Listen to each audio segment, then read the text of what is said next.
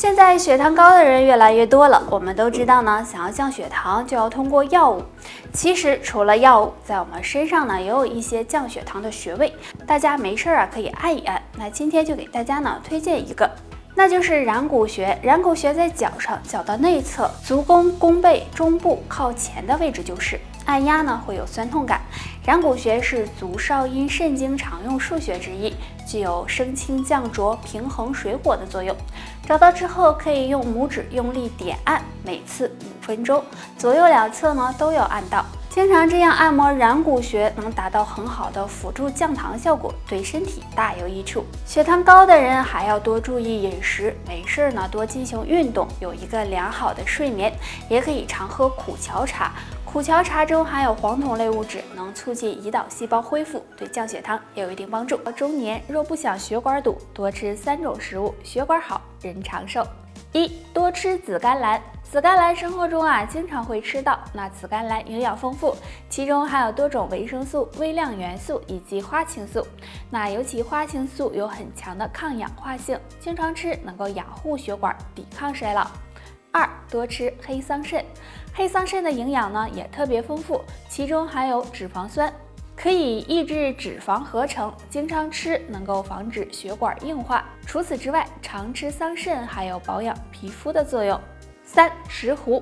石斛可以用来泡水喝，石斛中含有活性多糖，能够促进血液循环，增强血管弹性，也能够预防血管堵塞，可以经常吃一些。大家都知道我们是离不开血液的，而血液呢又离不开血管，可见血管对我们的重要性。但是随着年龄的增长，血管会出现老化、硬化的情况，危害健康。那人过50岁后，如果不想血管堵塞，2类食物要尽量少吃。第一，含糖高的食物。生活中我们吃的蛋糕糖果冰激凌等，这些都含有很高的糖分，如果吃多了会影响人的代谢功能，增加血液粘稠度，导致血管堵塞。所以想要血管健康，要尽量少吃这类食物。第二，含盐分高的食物，比如腌菜、咸菜、腊肉等等。如果盐吃多了，不仅会引起血压升高，还会影响血液循环，加速血管老化和硬化，对血管健康不利，所以也要少吃才行。话说人老腿先衰，随着年龄的增长，腿部肌肉力量减退，骨骼钙质流失，就会有腿脚不灵活、膝盖疼痛的情况出现。那今天教大家一个小动作，可以帮助保养膝盖。这个动作就是跪坐。找一个比较柔软的垫子，跪立在上面，双腿并拢，然后臀部向后坐，坐在脚后跟上，腰背呢要保持挺直，双手可以放在2侧大腿上，坚持1分钟，可以呢起身活动一下，然后再做。每天做5到10分钟就行。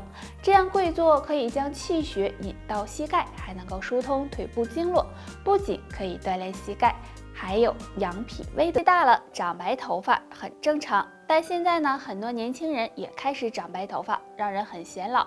那应该怎么改善长白头发的现象呢？不妨试试按摩的方法，可以经常按我们头上的一个穴位——风池穴。风池穴在我们头额后面大筋的2旁，与耳垂平行的地方，左右呢各一个。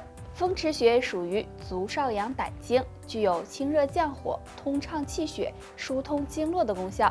按摩时可以用拇指的指腹按揉，力度适中，感觉有酸胀感为宜。每次按摩5分钟左右。因为风池穴是在脖子和后脑勺的交汇处，所以按摩这里能够促进脖子到头部的血液循环，对减少白发生长有非常好的效果。想要预防和改善白发，平时呢还可以多按摩一下头皮，加强营养，这样也能够防止头发变白。生活中很多人都会出现便秘的情况，如果你喝了很多水，或者是吃了很多蔬菜水果也没有缓解的话，不妨按身上自带的通便穴，能够帮助改善便秘。这个穴位就是大横穴。大横穴是足太阴脾经上的穴位，在我们的腹部，在肚脐左右旁开4寸，大约1个手掌宽的位置。按压时会有酸胀感，按摩时可以用大拇指按住大横穴，按压5秒，松开，再反复按压，每次按压5分钟左右。要让酸胀感扩散到腹部，这样按压大横穴可以帮助消化，促进肠胃蠕动，调节大肠的运动，能够很好的改善多种肠胃问题，能有效的缓解便秘和口臭等问题，有很好的养生作用。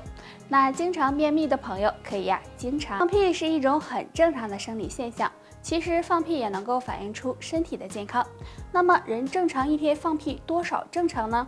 放屁多就是肠胃消化功能好吗？正常情况下，人每天放屁次数应该在10到15次，但如果放屁次数增多，超过15次，就要小心，可能是身体出现问题了。尤其是下面的2种屁要警惕。放屁臭。放屁有臭味，大家都知道，但一般来说，臭味都是我们能够接受的。但如果发现放屁很臭，那就可能是身体发出的求救信号。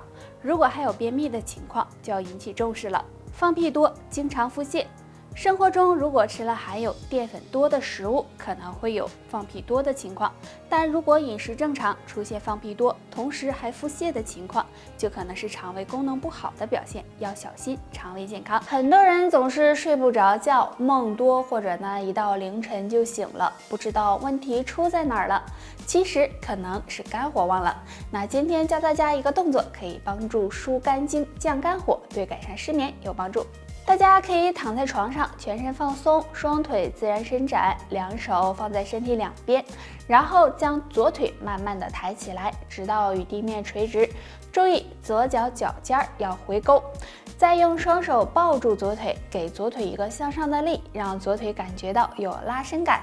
这样坚持几秒，慢慢的放下左腿，再换右腿，重复这个动作。每天睡觉前做3到5分钟就行。这个动作可以拉伸大腿内侧的肝经，帮助疏通肝经，促进睡眠。每天睡前坚持做一做，对睡眠能起到改善和调理的作用。当然，一到了冬天就嗓子不舒服，感觉嗓子干痒、痰多，还总咳嗽，特别的难受。那今天给大家推荐2种汤，有化痰润喉的作用。第一种银耳雪梨汤，取5克银耳、1个雪梨，适当的冰糖，然后将泡发的银耳和雪梨放到锅中煮20分钟，最后加入冰糖就可以了。银耳和雪梨都有润肺养肺、止咳化痰的作用，那经常喝对慢性咽炎有帮助。第二种甘草桔梗汤，将15克的桔梗和30克的甘草一起放入锅中煮上15到20分钟，等温度适宜喝就可以了。桔梗有宣肺祛痰、利咽止咳的作用，甘草有清热解毒、去火的功效，所以经常喝甘草桔梗汤，嗓子干痒、疼痛的症状也会有所缓解。肝脏是人体最大的排毒器官，如果肝脏受损，那么体内就会堆积毒素，对身体健康不利。想要养肝护肝，除了要养成好的生活以及饮食习惯外，还可以试试多用农村一种草泡水喝，这种草就是蒲公英。蒲公英是一种野菜，在农村遍地都是。别小看蒲公英，它有很高的药用价值，被称为药草皇后。不仅可以清热解毒、降火气，还有很好的养肝护肝的作用。经常用它的叶子泡水喝，能够促进新陈代谢，修复受损的肝细胞，有很好的养肝护肝的作用。春天的时候，大家可以将蒲公英的叶子晒干，留着泡茶喝。没事的时候喝一杯，能很好的呵护肝脏的健康。相信很多中老年朋友对3七和阿司匹林都不陌生，它们都有预防血栓的作用。其实除此之外，在我们身边也有一些天然的阿司匹林，经常吃可以帮助清理血管、净化血液、预防血栓。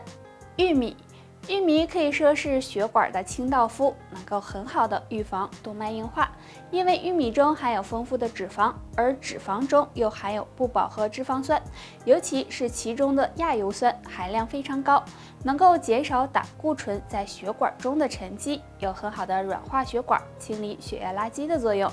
还有一种就是常见的大蒜，大蒜是常用到的调味品，经常吃大蒜能够降低血液粘稠度，还能够帮助降低血脂的含量，也有很好的疏通血管的作用，能够预防血栓的形成。不过要注意，有肝病的人，还有虚弱有热、脾虚腹泻的人，现在有很多人都有高血压，尤其是上了年纪的人。高血压对身体健康有很大影响，所以降血压是很重要的一件事。那除了降压药，还有什么简单的降压方法呢？今天就教大家一个小方法。这个方法很简单，就是拍打内关穴。内关穴属手厥阴心包经，具有宁心安神、理气止痛的功效。在我们手腕横纹向上2寸，大约3指宽的两筋之间。按摩时，我们可以用大拇指进行按揉，或者是用手掌拍打，每天拍打100下即可。对内关穴进行刺激，可以改变血管的收缩和舒张，改善血液循环，不仅可以保护心脏，还有调整血压，有很好的降血压作用。大家要注意，按摩的方法只能帮助辅助降压，平时还是要以降压药为主，再配合日常的保健方法，就能够帮助我们平稳血压了。好了，本期内容到这里就结束了，大家还知道哪些降压小方法？可以多多留言分享，我们下期再见吧。